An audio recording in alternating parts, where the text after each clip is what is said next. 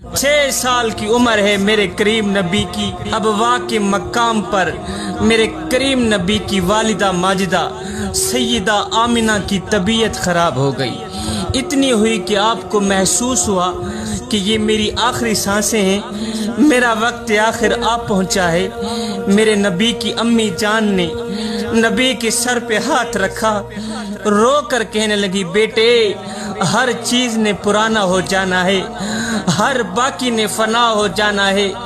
बेटा मेरा वक्त आखिर आ गया है, मैं तो इस दुनिया फ़ानी से जा रही हूँ, लेकिन बेटा मेरा जिक्र नहीं मिटेगा, इसलिए कि मैं तेरे जैसा सुथरा बेटा छोड़ के जा रही हूँ। है दुर्रे यतीम पैदा होने वाले नबी के अब्बू तो पहले ही वफात पा चुके थे, एक माँ का आसरा था, आज वो भी चल बसा। 6 साल की उम्र है मेरे करीम नबी की, माँ का इंतकाल हो गया। मेरे नबी माँ का हाथ पकड़ कर कहते, अम्मी जान मुझे अकेला छोड़ के कहाँ जा रही हो। माँ की वहीं तदफीन की गई। उसके बाद मेरे करीम नबी उम्मे ऐमन के साथ सवारी पे बैठ के उम्मे ऐमन से चिमट जाते हैं। हाय आज माँ का आसरा भी छीन लिया गया। मेरे हुजूर उम्मे ऐमन से चिमटे हुए हैं और रो रहे हैं। उम्मे ऐमन जाके मेरे नबी को हज़रत अब्दुल मुत्तलिब के यहाँ सुपुर्द कर देती है। हज़रत अब्दुल मुत्तलिब मेरे हुजूर को अपने गले लगाते हैं और ज़ारो कतार रोते हैं। ज़ारो कतार रोने के बाद उम्मे ऐमन से कहा कि उम्मे ऐमन मेरे बेटे का ख़ास ख्याल रखना। फिर इन्होंने इतना ख्याल रखा कि मेरे हुजूर खुद फरमाते हैं कि उम्मे ऐमन मेरी माँ के बाद मेरी माँ है। 2 साल गुजरे ही थे कि हज़रत अब्दुल मुत्तलिब का भी इंतकाल हो गया। जब आपका जनाजा उठा तो सारा मक्का जनाजे के लिए उमड़ आया। जनाजा जा रहा है। आज लोगों ने 8 साल के एक बच्चे को देखा जो दीवारों से लपेट लपेट के रो रहा है। बाप का सहारा तो था ही नहीं, माँ थी वो भी चल बसी। आज अब्दुल मुत्तलिब जैसा सहारा भी छीन लिया गया। फिर चाचा की किफालत में आए। फिर एक वक्त आया कि चाचा भी इस दुनिया फ़ानी से कूच कर गए। उसके बाद अहले मक्का ने मेरे नबी के साथ जो सलूक किया वो भी किसी से मख्फी नहीं है मियाँ। अहले मक्का ने मेरे करीम नबी को पत्थर मारे, गड्ढे खोदे, घर के कूड़े लाके हुजूर के घर के सामने आके रख देते थे।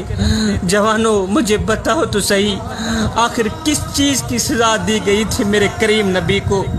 वक़्त के गुजरने के साथ साथ मेरे हुजूर ने फिर ताइफ का सफ़र किया कि लोग मेरी बात को सुन लें कि आखिर मैं क्या कहना चाहता हूँ। लेकिन ताइफ वालों ने भी दर्दनाक सलूक किया। लोगों के हाथ में पत्थर दे दिए कि जिधर मेरे नबी ने गुजरना था उसी रास्ते पे इन लोगों को खड़ा कर दिया और कहा कि इनको पत्थर मारो। वो मेरे हुजूर के पाँव पे पत्थर मारते। हुजूर एक पाँव उठाते तो दूसरे पाँव पे पत्थर मारते। फिर मेरे नबी शिद्दत दर्द से ज़मीन पे बैठ जाते। जब बैठते तो 2 जालिम आते, दाएं बाएं से हुजूर के कंधों से पकड़कर उठाकर खड़ा कर देते, फिर पत्थर मारते। यहाँ तक कि हुजूर की नालैन खून से भर गई। उस वक़्त अजाब के फरिश्ते मेरे नबी के पास आए। अर्ज़ की हुजूर अगर आप कहें तो अभी दोनों पहाड़ों को एक दूसरे से जोड़ दें, इन काफिरों का नामो निशान भी ख़त्म कर दें। हुजूर ये जो आपको तकलीफ़ें दे रहे हैं, दर्द दे रहे हैं, अगर आप फरमाएं तो दोनों पहाड़ों को आपस में जोड़ देते हैं, इनको यहीं ख़त्म कर देते हैं, इनका नामो निशान भी ख़त्म हो जाएगा। अल्लाह अकबर। साथ में सहाबा ने भी यही कहा, हुजूर आप बद दुआ करें। मेरे नबी ने दोनों हाथ उठाए। जो साथ थे उनको शदीद आरज़ू थी कि अभी हुजूर की ज़ुबान खुलेगी, बद दुआ निकलेगी और इन काफिरों का नामो निशान मिट जाएगा। लेकिन हाय जब वो लब खुले, मेरे हुजूर की ज़ुबान हिली तो एकदम आवाज़ आई, ऐ अल्लाह मेरी कौम को हिदायत दे दे, मेरी कौम को हिदायत दे दे, ये नादान मुझे नहीं जानते।